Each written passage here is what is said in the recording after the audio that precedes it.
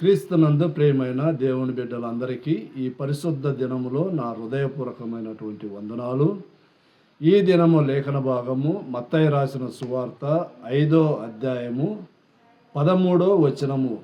మీరు లోకమునకు ఉప్పై ఉన్నారు అని లేఖన భాగము చెబుతున్నది. మన ప్రభు అయినటువంటి యేసు క్రీస్తు కొండ మీద ప్రసంగములో పలుకబడినటువంటి మాట, మీరు లోకమునకు ఉప్పై ఉన్నారు అనే మాటను మనం చూస్తుంటున్నాము. ఈ ఉప్పు ఎక్కడ నుంచి వస్తుంది అంటే సముద్రములో నుంచి ఈ ఉప్పు వస్తుంది అన్నమాట, నీటి ద్వారా.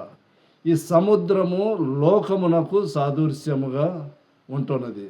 అందుకని ఈ లోకములో జీవిస్తున్నటువంటి మనము ఉప్పు మాదిరిగా ఉన్నారు అని లేఖన భాగము చెబుతున్నది.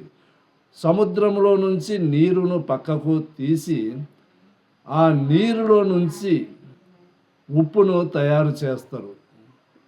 అయితే ప్రియమైనటువంటి దేవుని బిడ్డలారా, ఈ లోకంలో జీవిస్తున్నటువంటి నీవు నేను కూడా ఉప్పు మాదిరిగా రుచిగా ఉంటున్నామా అనేది ఒకసారి మనం ఆలోచన చెయ్యాలి.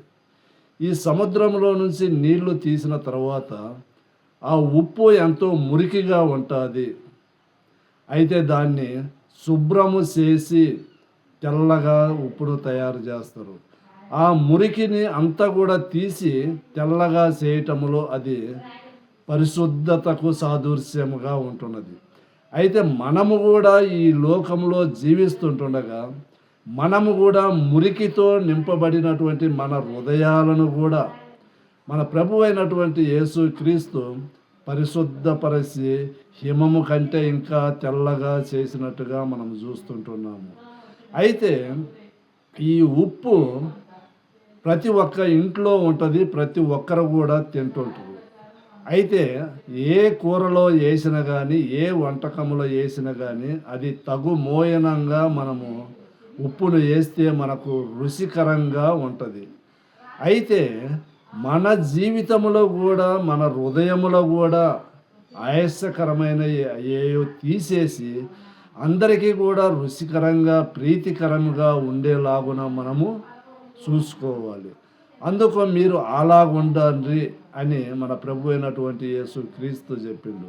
రెండో మాట ఏమి చెప్పిండంటే, ఉప్పు నిసారమైతే అది దేని వలన సారము పొందును అని కూడా చెప్పిండు.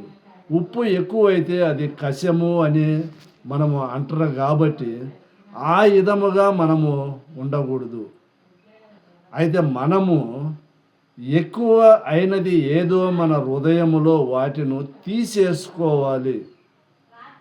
ఒకవేళ తీసేసుకోకుండా అదే మాదిరిగా కానీ మనము జీవించినట్లయితే ఉప్పు దేని వలన సారము పొందునో మనము కూడా దేనికి కూడా ఎవరికి కూడా ఉపయోగకరముగా ఉండాము అని లేఖన భాగం చెబుతుంది. అది బయట పారవేయబడి మనుషుల చేత తొక్కబడినే కానీ మరి దేనికి కూడా పనికిరాదు. మనము కూడా ఆయాస్కరమైన ఏయో మనము మన హృదయంలో నుంచి తీసేసుకుంటే అది అందరికీ కూడా సారవంతంగా ఉంటుంది, మనకు కూడా సారవంతంగా ఉంటుంది. ఒకవేళ వాటిని తీసి వేయకుండా మన హృదయంలోనే కానీ ఉన్నట్లయితే ఎందుకు పనికి రాకుండా మనము బయట వేసి అది తొక్కబడే దాని మాదిరిగా ఉంటుంది. అందుకని ప్రియమైనటువంటి దేవుని బిడ్డలారా, ఈ ఉప్పును మనము పోలి దేవుడు చెప్తున్నాడు. కాబట్టి ఉప్పు ఎలాగైతే తెల్లగా ఉంటుందో, మలినమంతా పోయి అందరికీ రుచికరంగా ఉంటుందో, మనము కూడా అందరికీ రుచికరంగా ఉండాలి, సారవంతంగా ఉండాలి. అప్పుడు మనము ఉప్పు వలె జీవించాలి.